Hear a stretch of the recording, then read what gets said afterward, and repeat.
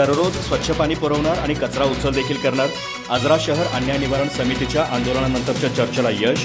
प्रशासन विचारत नाही, पण कोट्यावधींचा विकास निधी मिळणार असल्याचं माजी नगरसेवकाची स्पष्टोक्ती. आजरा शहरात कचरा उठा व्यवस्था आणि पाणीपुरवठा विस्कळीत झाला आहे.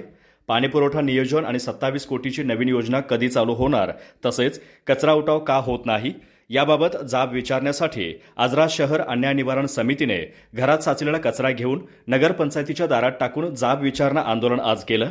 समितीचे अध्यक्ष परशुराम बामणे आणि त्यांच्या सहकाऱ्यांनी नगरपंचायतीच्या प्रशासन अधिकाऱ्यांवर प्रश्नांचा भडीमार केला.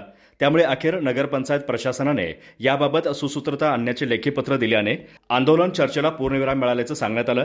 दरम्यान या प्रश्नी काल आजरा बँक कक्षामध्ये माजी नगरसेवक आणि नेत्यांची अशोकअण्णा चराटी यांच्यासमवेत पत्रकार परिषद झाली. त्यामध्ये माजींना नगरपंचायत प्रशासन विचारतही नसल्याचं स्पष्ट करण्यात आलं.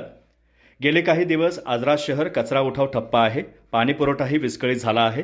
या प्रश्नी अन्याय निवारण समितीचा आज नगरपंचायत कार्यालयावर मोर्चा आणि कचरा फेको आंदोलन झालं.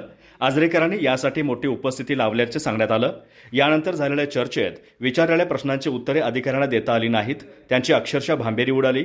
कचरा दररोज कधी उचलणार आणि दररोज स्वच्छ पाणी कधी मिळणार या प्रश्नाचे लेखी उत्तर मिळाल्याशिवाय येथून न हलण्याचा पवित्रा समितीने घेतला.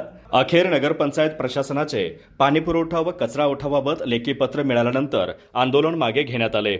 दरम्यान या प्रश्नी काल रविवारी माजी नगरसेवक आणि नेत्यांनी श्री चराटी यांच्या नेतृत्वाखाली पत्रकार परिषद घेतली आणि नगरपंचायत प्रशासन माजींना कोणताही प्रतिसाद देत नाहीत. एवढेच नव्हे तर आजरा पत्रकार परिषदेसाठी नगरपंचायतमध्ये जागाही दिली नाही. पण सरकार कोणाचीही असेल तरी सर्व माजी नगरसेवक शहर विकासासाठी कोट्यावधींचा निधी आणण्याचा पुरेपूर प्रयत्न करत आहेत. त्यामध्ये रस्ते, गटारी, तलाव बांधणी, जुने पोलीस स्टेशन इमारत नूतनीकरण, प्रतिदिन शुद्ध पाणीपुरवठा, घनकचरा व्यवस्थापन आदींसाठी कोट्यावधींचा निधी मिळतो आहे. कर्मचारी बदलीने इतरत्र गेल्याने कोंडी झाली आहे. QR कोड स्कॅनिंग पद्धत चुकीची आहे आदी मुद्दे मांडले गेले. यावेळी श्री चराटी, संभाजी पाटील, किरण कांबळे, अनिरुद्ध केसरकर, तानाजी देसाई, रमेश अण्णा कुरुणकर, दशरथ अमृते, राजेंद्र सावंत, सुरेश गड्डी उपस्थित होते.